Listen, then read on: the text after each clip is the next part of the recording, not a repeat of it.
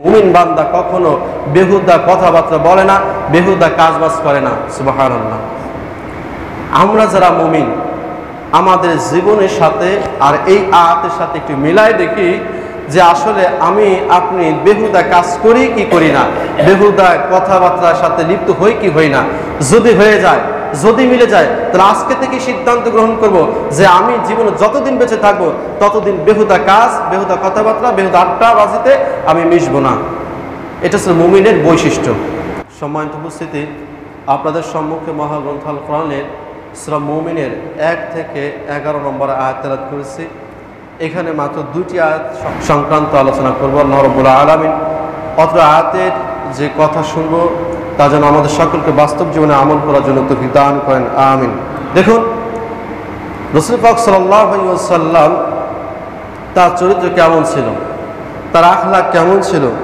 ইমাম নাসাই তার কিতাবে তাফসীর অধ্যায় ইয়াজ ইবনে বাবনুস থেকে বর্ণনা করেন, তিনি একবার হযরত আয়েশা সিদ্দিকা রাদিয়াল্লাহু তাআলা আনহাকে জিজ্ঞেস করলেন, রাসূল পাক সাল্লাল্লাহু আলাইহি ওয়াসাল্লাম চরিত্র কেমন ছিল, আল্লাহর নবীর চরিত্র কেমন ছিল, এই কথা যখন প্রশ্ন করছেন হযরত আয়েশা সিদ্দিকা রাদিয়াল্লাহু তাআলা আনহাকে বলছেন যে রাসূল পাক সাল্লাল্লাহু আলাইহি ওয়াসাল্লামের চরিত্রের কথা কোরআনে বর্ণিত আছে। সুবহানাল্লাহ।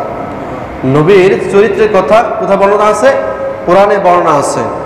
এরপর রাসূল পাক সাল্লাল্লাহু আলাইহি ওয়াসাল্লামের এই স্ত্রী হযরত আয়েশা সিদ্দিকা তিনি 1 থেকে 10 নম্বর আয়াত পর্যন্ত তেলাওয়াত করে শোনাইলেন যে এই যে কটা গুণের কথা বললাম, এই গুণের বৈশিষ্ট্য হচ্ছে রাসূল পাক সাল্লাল্লাহু আলাইহি ওয়াসাল্লামের চরিত্র।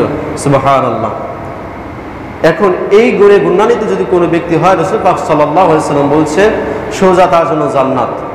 সোজা কি? তার জন্য জান্নাত। কুল আলামিন তিনি বলছেন যে কদ আফলাহাল মুমিনুন, অবশ্যই মুমিনরাই তো সফল কাম হবে। সুবহানাল্লাহ। আমরা সকলে বলছি লা ইলাহা ইল্লাল্লাহু মুহাম্মাদুর রাসূলুল্লাহ সাল্লাল্লাহু আলাইহি ওয়াসাল্লাম, অর্থাৎ আল্লাহ তাআলাকে সর্বক্ষেত্রে সর্ব জায়গায় ইলাহ, শাসনকর্তা, হুকুমকর্তা হিসেবে আমরা মেনে নিয়েছি এবং হযরত মুহাম্মদ সাল্লাল্লাহু আলাইহি ওয়াসাল্লামের দাওয়াত, তার সুন্নাত, তার পদ্ধতি আমরা নির্দ্বিধায় মেনে নিয়েছি। অর্থাৎ আল্লাহ এবং রাসূলকে যারা মেনে নিয়েছে তারাই মুমিন। এখন সকল কাম তো আমরা দুনিয়াতে দেখি, টাকা পয়সা, বাড়ি গাড়ি, ধন দৌলত, ছেলে মেয়ে, বড় চাকরি, বড় কিছু যদি হয়ে যায় তখন আমরা কি করি? সেটাকে অনেক গর্ববোধ মনে করি, অনেক সফলতা মনে করি, অনেক বড় মনে করি। কিন্তু প্রকৃতপক্ষে আসলে এটা চিরস্থায়ী সফলতা নয়, সফলতা নয়। কারণ এই আয়াতটি যখন নাযিল হয়েছে সেই সময় মক্কা যারা কাফের নেতা ছিল, মুশরিক যারা ছিল, ওদের ধন সম্পদ, ব্যবসা বাণিজ্য উত্তরোত্তর দিন দিন বাড়তেই শুরু করছে। এরা মনে আনন্দ পাইতো, বড়াই করত। আল্লাহ রাব্বুল আলামিন মুমিনদেরকে সান্ত্বনা দিয়ে বলছেন যে তোমরা যারা দেখতেছো বাহ্যিক দৃষ্টিতে ওরা অনেক সফলতা করছে, অনেক স্থায়ী সফলতা নয়, বরং বড় সফলতা হচ্ছে আখিরাতে। আখিরাতের মাধ্যমে চূড়ান্ত সফলতা অর্জন করা সম্ভব। সম্মানিত উপস্থিতি, দেখুন আল্লাহ রাব্বুল আলামিন প্রতিটি মানুষের সকল মনের আশা পূরণ করতে সম্ভব, দুঃখ দূর করাও সম্ভব। কিন্তু দুনিয়ার কোনো মানুষের পক্ষে কারো দুঃখ, কারো মনে কষ্ট দূর করা সম্ভব নয় এবং সকল মানুষের মনের আশা পূরণ করাও সম্ভব নয়। তার বাস্তব প্রমাণ, আপনি যতই ভালো হন, নির্বাচনে একটু দাঁড়াই দেখেন। আপনি যত বড়ই সাধ্যতে ত্রিবিশ্রাম দুধ দেনায় ওঠেন, আপনি খালি একবার নির্বাচন দাঁড়ান, নির্বাচনে দাঁড়াইয়ে আপনি আপনার জায়গা থেকে অটলভাবে ইনসাফের ভিত্তিতে সরকারি যে মাল সামানা আছে এগুলি বন্টন করেন, তারপরে একটা শ্রেণী আপনার বিরুদ্ধে চলে যাবে, কয় ওই লোকটা ভালো না, আমার কিছু দেয় না। পৃথিবীতে যত মানুষই আসুক, কোনো মানুষ কারো আশা পূর্ণ করতে পারবে না, কারো কষ্ট দূর করতে পারবে না।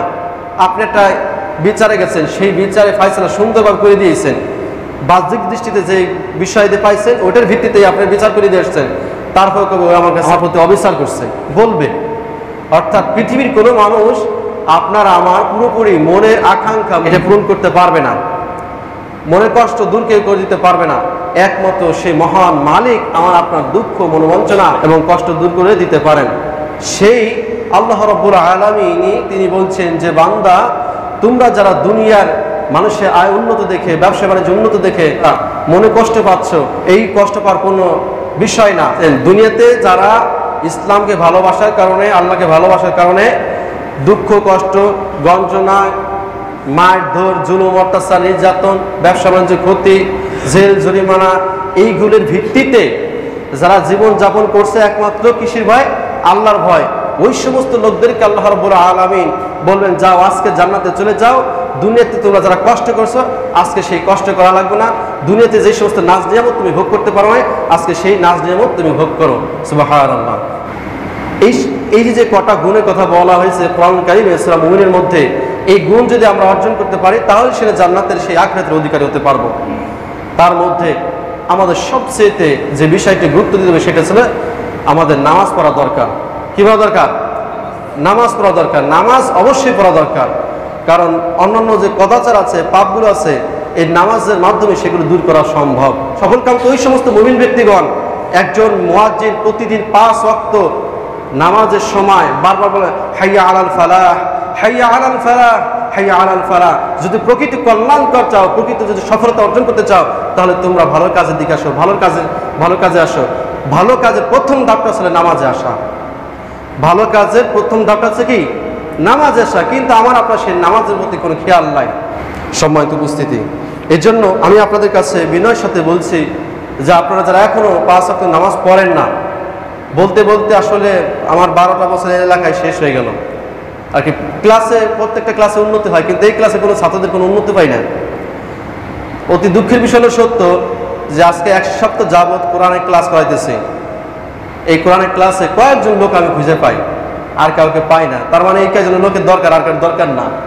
আল্লাহি যদি আমি আপনি মৃত্যুবরণ করি, কাল কিয়ামতের দিন এই কোরআনই আমার আপনার বিপক্ষে দাঁড়াই যাবে যে তোমার দুনিয়ার জিন্দেগির ব্যস্ততার মধ্যে আমাকে একটু তুমি তেলাওয়াত করার সুযোগ পাও নাই, আমাকে মানার সুযোগ পাও নাই।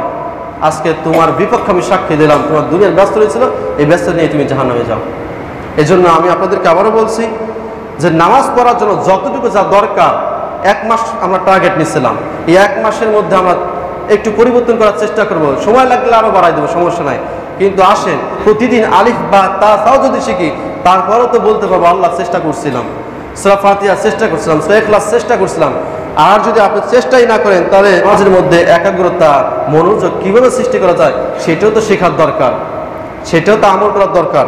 সম্মানিত উপস্থিতি, দ্বিতীয় নম্বর গুণ হচ্ছে মুমিন বান্দা কখনো বেহুদা কথাবার্তা বলে না, বেহুদা কাজবাজ করে না। সুবহানাল্লাহ। আমরা যারা মুমিন, আমাদের জীবনের সাথে আর এই আয়াতের সাথে একটু মিলাই দেখি যে আসলে আমি আপনি বেহুদা কাজ করি কি করি না, বেহুদা কথাবার্তার সাথে লিপ্ত হই কি হই না।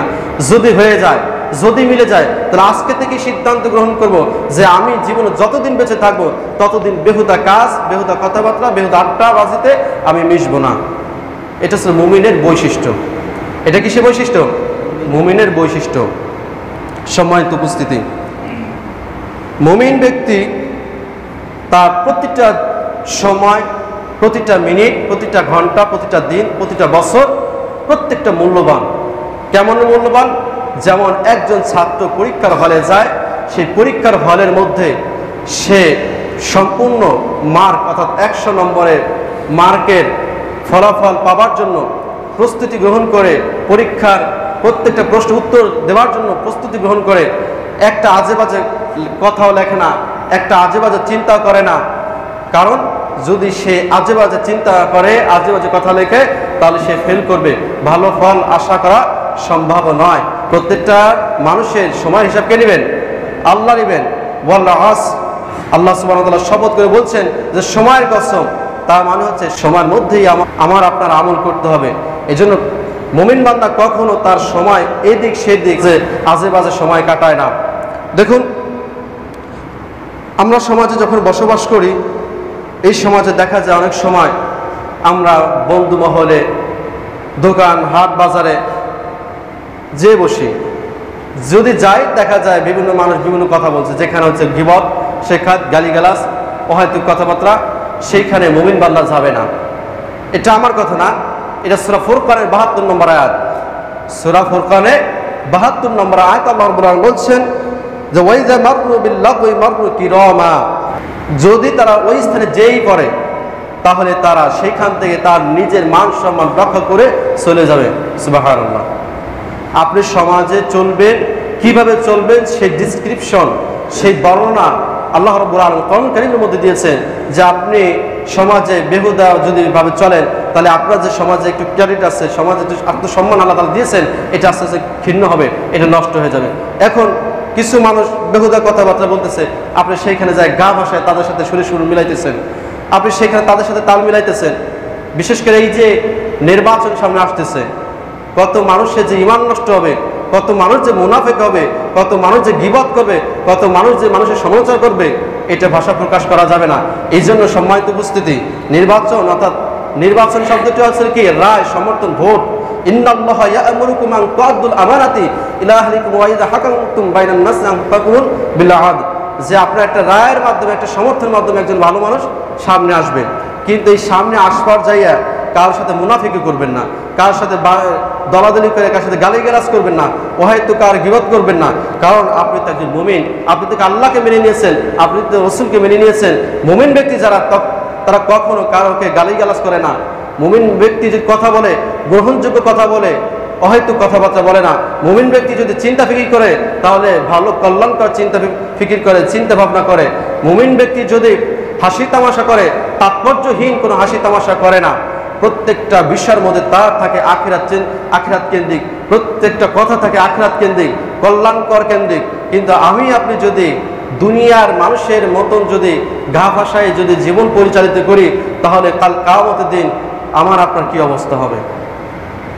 দেখুন, এই যে আজকে মানুষ চোখের সামনে মারা যাচ্ছে, তারপর আমাদের চেতনা ফিরে আসে যে আমিও তো মারা যাব।